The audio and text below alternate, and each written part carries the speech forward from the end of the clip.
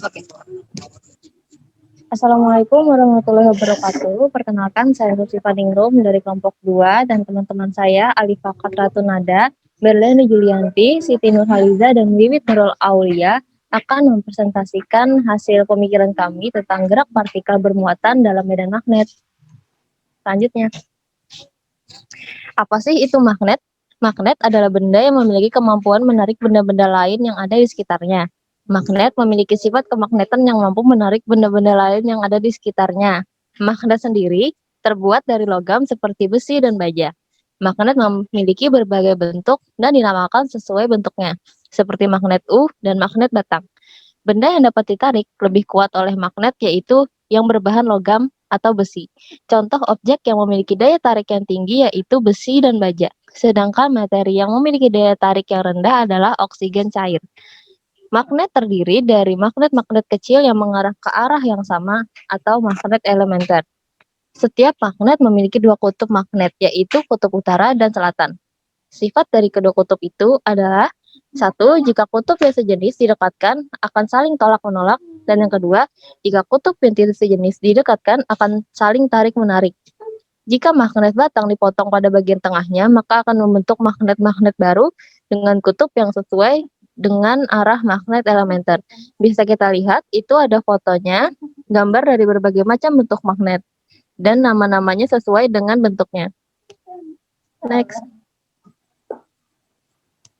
Konsep gaya magnet pada partikel bermuatan. Bagaimana sih konsep gaya magnet pada partikel bermuatan?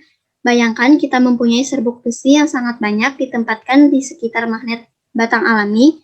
Serbuk besi tersebut akan membentuk garis-garis seperti terlihat pada gambar di samping. Semakin rapat garis-garis tersebut menunjukkan kekuatan magnetnya semakin besar. Garis-garis tersebut disebut garis gaya magnet, di mana arah magnet di suatu titik pada garis gaya magnet akan menyinggung garis tersebut. Arah garis gaya magnet ini selalu keluar dari kutub utara menuju kutub selatan magnet. Ketika kita memperhatikan magnet batang tersebut, dua kutub magnet yaitu kutub selatan dan utara.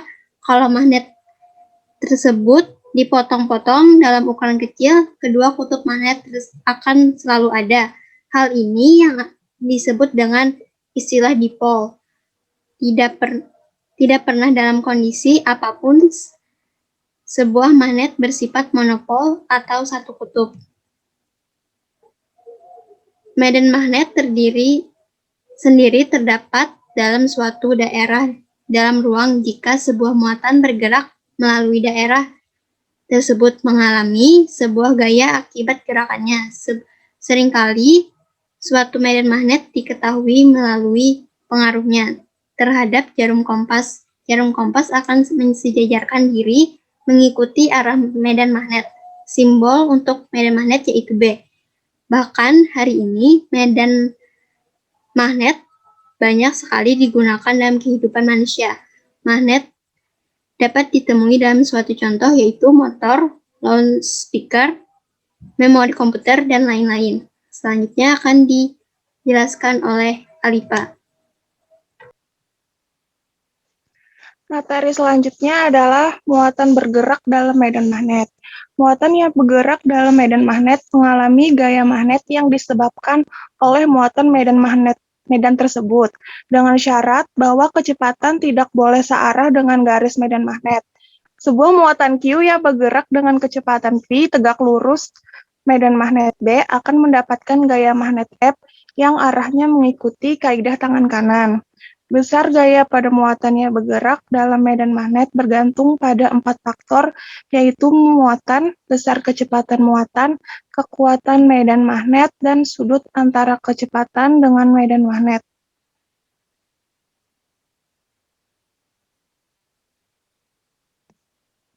Next. Jenis lintasan partikel bermuatan dalam medan magnet. Yang pertama ada lintasan lurus. Terjadi jika vektor kecepatan partikelnya sejajar dengan vektor medan magnet. sehingga sudutnya pasti 0 derajat atau 180 derajat. Sejajar sama arah sudutnya 0 derajat, sedangkan sejajar berlawanan sudutnya adalah 180 derajat, bisa dilihat pada gambar di sampingnya.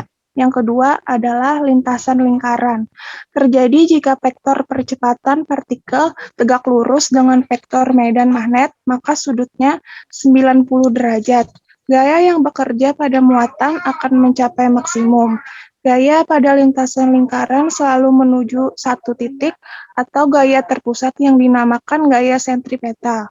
Gaya sentripetal lah yang membuat bentuk lintasan berupa lingkaran. Bisa dilihat pada gambar di sampingnya. Yang ketiga adalah lintasan heliks atau spiral. Terjadi jika vektor percepatan partikel tidak sejajar dengan vektor medan magnet dan vektor percepatan partikelnya tidak tegak lurus dengan vektor medan magnet dan gaya terletak pada minimal dan maksimalnya. Bisa dilihat pada gambar di sampingnya. Selanjutnya akan dijelaskan oleh Siti Nurhaliza.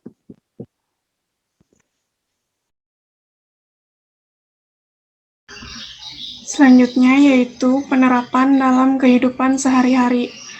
Alat, dinamo atau generator. Prinsip kerja, GMB gerak melingkar beraturan. Diubahnya energi mekanik menjadi energi listrik. Hal yang terjadi di sana yaitu gerakan memutar magnet secara beraturan memanfaatkan gesekan medan magnet dengan kumparan tembaga. Hal tersebut mengubah medan magnet menjadi medan listrik di mana selanjutnya dapat dimanfaatkan sebagai sumber energi. Bisa dilihat pada gambar di samping. Aplikasi gerak partikel bermuatan. 1. Pemilih kecepatan. Pada kasus di samping, maka partikel yang memiliki kecepatan V sama dengan E per B akan bergerak lurus seperti tidak dipengaruhi oleh gaya apapun. Berapa besar kecepatan V yang harus dimiliki partikel bermuatan jika muatan tersebut bergerak tanpa kecepatan atau V konstan? Seperti rumus di bawah, sigma F sama dengan 0, FL dikurang FE sama dengan 0, FL sama dengan FE, QE sama dengan Q dikali V dikali B. V sama dengan E per B. Selanjutnya akan dijelaskan oleh Wiwit Nurul Aulia.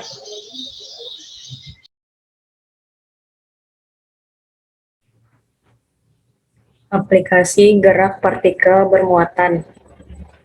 2. Eksperimen E per M.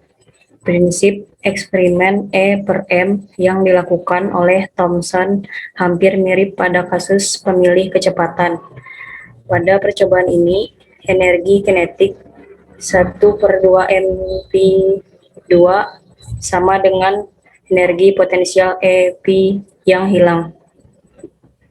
Misalnya 1/2 mv pangkat 2 sama dengan E kali P atau P akar 2 E kali P per M. Dapat dilihat pada gambar di samping. Selanjutnya, aplikasi gerak partikel bermuatan. Jika elektron bergerak lurus beraturan, ini berarti membawa kecepatan elektron. E sama dengan E per B, jadi P sama dengan akar 2 E kali P per M sama dengan E per B, sehingga E per M sama dengan E kuadrat per 2P kali B kuadrat. Selanjutnya akan saya kembalikan ke moderator.